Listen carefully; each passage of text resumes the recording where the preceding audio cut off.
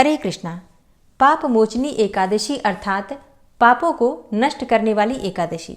और इस दिन जगत के पालनहार भगवान श्री हरि विष्णु की पूजा करने मात्र से समस्त प्रकार के पाप जो है वो नष्ट हो जाते हैं, चाहे कायिक हो, वाचिक हो, मानसिक हो, चाहे इस जन्म के हो या फिर पूर्व जन्म के हो। समस्त प्रकार के संचित पाप कर्म नष्ट हो जाते हैं पाप मोचनी एकादशी का व्रत करने से और भगवान श्री हरि विष्णु की विधि विधान से पूजा करने से।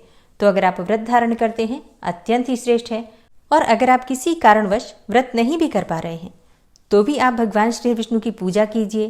कुछ बातों का ध्यान रखिए, सात्विक आचार विचार व्यवहार रखिए। निश्चित ही आपको बिना व्रत के भी भगवान श्री विष्णु की असीम कृपा प्राप्त हो जाती है। तो ये दिन बहुत महत्वपूर्ण है। व्रत करते हैं तब तो आप पूजा करते ही हैं। जो भक्त व्रत नहीं भी करते हैं उन्हें भी पाप मोचनी एकादशी व्रत के दिन विधि विधान से भगवान श्री विष्णु और माता लक्ष्मी की आराधना अवश्य करनी चाहिए, व्रत की कथा सुननी चाहिए और यथा संभव यथाशक्ति दान अवश्य करना चाहिए। इस बार पाप मोचनी एकादशी व्रत को लेकर सबके मन में बहुत सारे संशय हैं। 25 को व्रत करें या फिर 26 को करें, किस दिन व्रत करना ज्यादा श्रेष्ठ है? तो आज की वीडियो में आपको इस संशय का समाधान मिल जाएगा। मतलब सही जानकारी आपको प्राप्त हो जाएगी कि एकादशी का व्रत हम कब धारण कर रहे हैं, एकादशी तिथि कब प्रारंभ हो रही है, कब समाप्त हो रही है, व्रत हम कब धारण करेंगे और पारण का यानी कि व्रत खोलने का शुभ मुहूर्त क्या होगा, किस प्रकार से भगवान श्री विष्णु की पूजा आराधना करें, किन मंत्रों का जप करें और कौन सा उपाय करें जिससे कि इस व्रत का संपूर्ण फल हमें प्राप्त हो।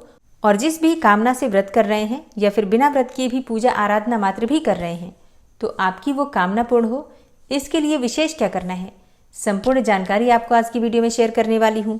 तो बहुत महत्वपूर्ण है आज की वीडियो, पूरा जरूर देख लीजिए और अच्छी लगे वीडियो तो लाइक भी जरूर कीजिए, क्योंकि आपके लाइक्स आपके कमेंट्स मेरे लिए बहुत महत्वपूर्ण होते हैं।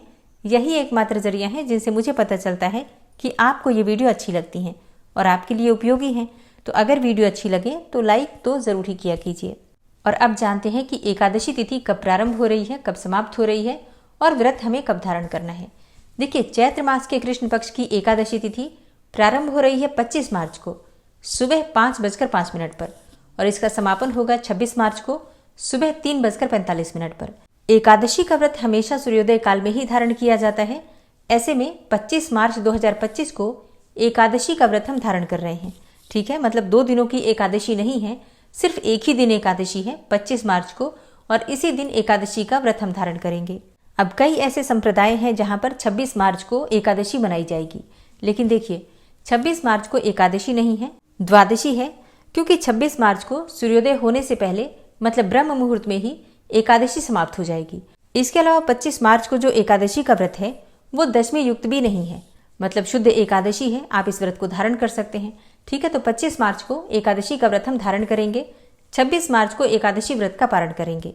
लेकिन हाँ, अगर आप किसी ऐसे संप्रदाय से जुड़े हुए हैं जो कि 26 मार्च को एकादशी कर रहे हैं और आप उनके साथ 26 मार्च को करना चाहते हैं तो बिल्कुल कर सकते हैं, लेकिन एकादशी का व्रत 25 मार्च को ही माना जाएगा। ठीक है, 26 मार्च को व्यंजुली द्वादशी है, तो आप लोग इस बात का ध्यान रखिए। अगर आप एकादशी का व्रत कर रहे हैं तो 25 मार्च को एकादशी का व्रत कीजिए और 26 मार्च को एकादशी व्रत का पारण। ठीक है, और अब जानते हैं कि एकादशी व्रत के पारण का शुभ मुहूर्त क्या होगा।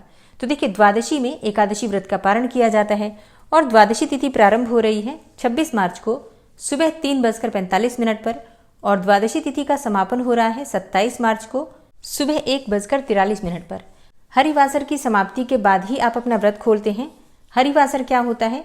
हरिवासर द्वादशी तिथि जब प्रारंभ होती है तो प्रारंभिक जो चौथाई समय होता है लगभग 5-6 घंटे का समय होता है, जिसे शास्त्रों में हरिवासर कहा गया है। हरिवासर में एकादशी व्रत नहीं खोलना चाहिए, व्रत का पारण नहीं करना चाहिए, ऐसा शास्त्रों में कहा गया है कि इस समय में अगर व्रत खोलते हैं तो पाप के भागी होते हैं, तो इस बात का ध्यान रखना है। तो अब आपको व्रत खोलने का शुभ मुहूर्त क्या होगा? सुबह 9:14 से सुबह 10:56 तक आप अपना व्रत खोल सकते हैं। इसके अलावा अगर मान लीजिए इस समय में नहीं खोल पाते हैं व्रत, तो ऐसे में दोपहर में 1:41 से शाम 4 बजे तक आप अपना व्रत खोल सकते हैं। ठीक है, तो शुभ मुहूर्त का ध्यान रखिए, सुबह ही व्रत खोलने का प्रयास कीजिए, शाम को काफी देर हो जाएगी। एकादशी के दिन यानी कि 25 मार्च को सूर्योदय काल का समय रहेगा सुबह 6:29 पर और सूर्यास्त का समय होगा शाम को 6:35 पर। ब्रह्म मुहूर्त में स्नान करना चाहिए एकादशी के दिन। तो ब्रह्म मुहूर्त का समय आपको प्राप्त हो रहा है 25 मार्च को सुबह 4:40 से सुबह 5:40 तक और अभिजीत मुहूर्त का समय है दोपहर में 12:08 से दोपहर 12:57 तक। इस समय में आप कोई भी शुभ कार्य कर सकते हैं क्योंकि अभिजीत मुहूर्त भगवान श्री हरि विष्णु को अत्यंत प्रिय है। अब बात करें राहु काल के बारे में, तो राहु काल है दोपहर में 3:34 से शाम को 5:05 तक। राहु काल में कोई भी शुभ कार्य नहीं करना चाहिए। एकादशी के दिन सर्वार्थ सिद्धि योग है, जो कि आप सभी जानते हैं अत्यंत ही श्रेष्ठ माना जाता है। सर्वार्थ सिद्धि योग मतलब इस समय में आप कोई भी शुभ कार्य करते हैं, पूजा पाठ करते हैं, मंत्र जप करते हैं या फिर कोई काम प्रारंभ करते हैं, कोई उपाय करते हैं, तो वो जल्दी ही आपको उस कार्य में सफलता मिल जाती है। और 26 मार्च को द्विपुष्कर योग बन रहा है, जो कि अगर आप उस समय में दान करते हैं, पूजा पाठ करते हैं, मतलब सुबह सुबह ही है, तो उस समय में अगर आप पूजा पाठ करते हैं, दान धर्म करते हैं, तो उसका फल आपको दुगना होकर प्राप्त होता है। तो इतने शुभ योगों में हमें जो प्राप्त हो रहा है एकादशी का व्रत, ये अत्यंत ही श्रेष्ठ है। पूजा पाठ, मंत्र जप इत्यादि अधिक से अधिक करने का प्रयास कीजिए। अगर आप एकादशी का व्रत करते हैं तो दशमी तिथि के दिन आपको सात्विक भोजन लेना है, मतलब भोजन में आपको लहसुन, प्याज, मांस, मदिरा का सेवन नहीं करना है। इसके अलावा रात्रि में भोजन नहीं करना है, मतलब अन्न का और नमक का सेवन सूर्यास्त के बाद आपको नहीं करना है। ब्रह्मचर्य का पालन करना है और अगर संभव हो तो भूमि पर शयन करना है। फिर एकादशी के दिन आपको प्रातःकाल जल्दी उठना है।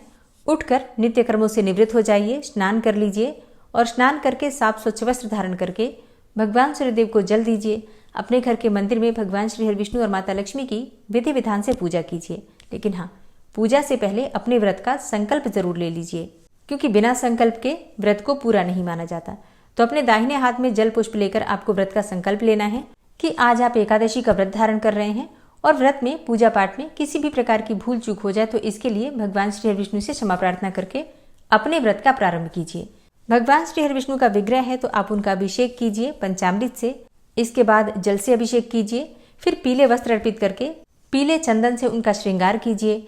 फिर धूप, दीप, पुष्प अर्पित करके विधि विधान से, सच्चे मन से, श्रद्धा भाव से उनकी आराधना कीजिए।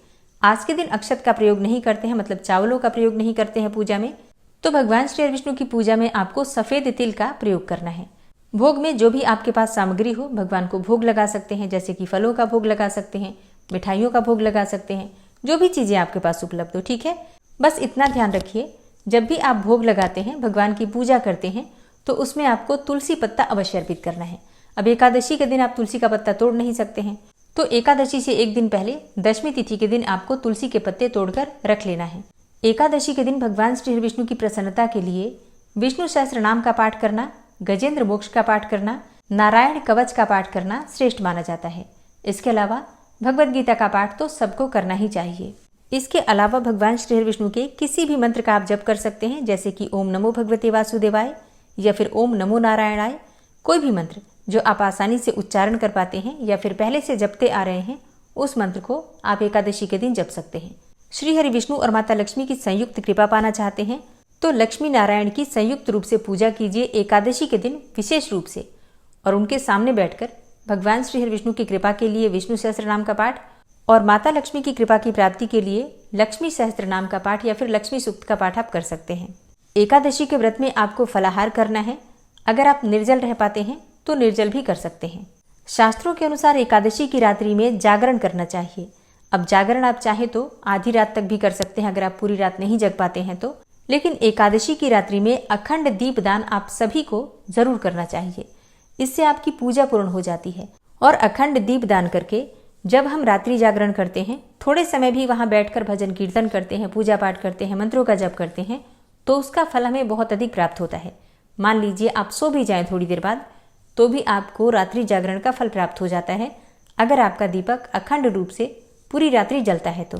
ठीक है, तो इस बात का आपको ध्यान रखना है कि दीपक आपका अखंड रूप से पूरी रात्रि जलता रहे। फिर द्वादशी के दिन आपको प्रातःकाल जल्दी उठ जाना है। उठकर नित्य कर्मों से निवृत्त हो जाइए। फिर स्नान कर लीजिए और स्नान करके विधि विधान से भगवान श्री विष्णु की पूजा करके फिर शुद्ध और सात्विक भोजन बनाकर भगवान को भोग लगाइए। और अगर संभव हो तो किसी ब्राह्मण को भी घर बुलाकर भोजन करा सकते हैं, नहीं तो ब्राह्मण के निमित्त भोजन की कच्ची सामग्री निकाल कर रख दीजिए, दक्षिणा के पैसे रख दीजिए। और उसके बाद शुभ मुहूर्त में आप स्वयं भी पारण कर सकते हैं, व्रत खोल सकते हैं। व्रत के पारण में आपको किन बातों का ध्यान रखना है, पारणा कैसे करना है, किन चीजों से करना है, ये सारी जानकारी आपको आने वाली वीडियो में मिलेंगी। और आने वाली वीडियो में आपको व्रत की कथा भी सुनाई जाएगी। तो चैनल से जुड़े रहिए ताकि सभी जानकारी आपको सही समय पर प्राप्त हो। मिलती हूँ मैं आपसे अगली वीडियो में, तब तक के लिए जय श्री राधे।